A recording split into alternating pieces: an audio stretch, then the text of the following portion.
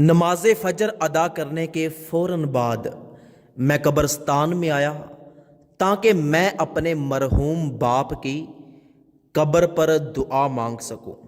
میں اپنے مرحوم باپ کی قبر پر کھڑا ہو گیا اور دعا مانگنے لگا۔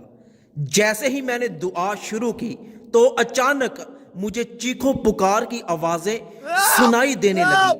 میں حیران ہو کر ادھر ادھر دیکھنے لگا لیکن مجھے کوئی بھی نظر نہ آیا۔ خوف اور دہشت کی وجہ سے میرا دل پھٹ رہا تھا۔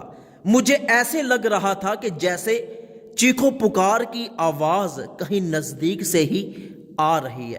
میں نے ادھر ادھر دیکھا تو مجھے ایسے لگا کہ جیسے چیخو پکار کی آواز ساتھ والی قبر سے آ رہی ہے۔ میں آہستہ آہستہ اس قبر کی طرف بڑھا اور بڑی ہمت کے ساتھ اس قبر کے نزدیک جب میں نے کان کیا تو مجھے آوازیں اور زیادہ زور زور سے آنے لگی۔ میں وہاں سے اٹھا۔ ایک جانب سے قبر کھلی ہوئی تھی، قبر میں بڑا سارا سوراخ تھا۔ میں اس سوراخ کے نزدیک گیا، سوچا کہ اس میں دیکھنے کی کوشش کروں، لیکن جیسے ہی میں نے اس میں دیکھا تو میں جھٹکا لگا کر پیچھے گرا اور تیزی کے ساتھ میں قبرستان سے باہر نکل گیا اور خوف اور دہشت کے مارے مجھ سے چلا بھی نہیں جا رہا تھا۔ یہ تو مجھے پتا ہے کہ میں قبرستان سے باہر کیسے آیا۔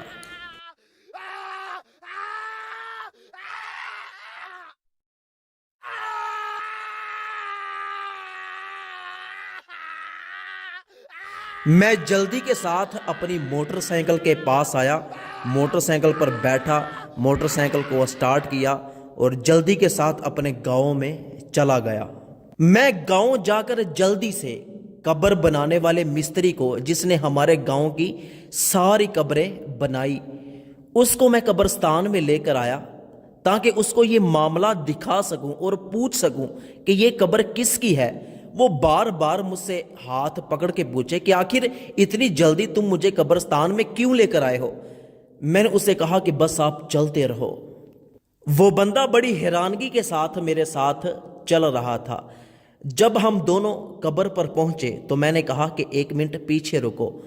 میرا گمان تھا کہ ابھی بھی قبر سے آوازیں آ رہی ہوں گی، لیکن جب میں نے قبر کو کان لگا کر دیکھا تو کوئی کسی قسم کی آواز نہیں آ رہی تھی۔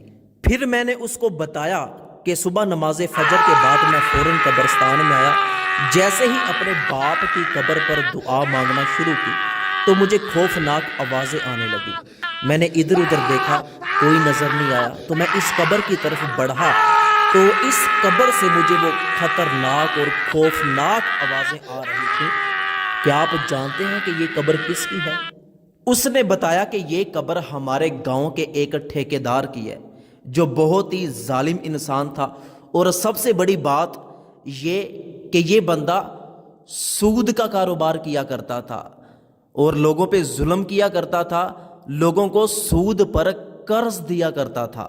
تو میں سمجھ گیا کہ قبر سے جو آوازیں آ رہی ہیں یہ یقیناً سود کا کاروبار کرنے کی وجہ سے عذاب مل رہا ہے۔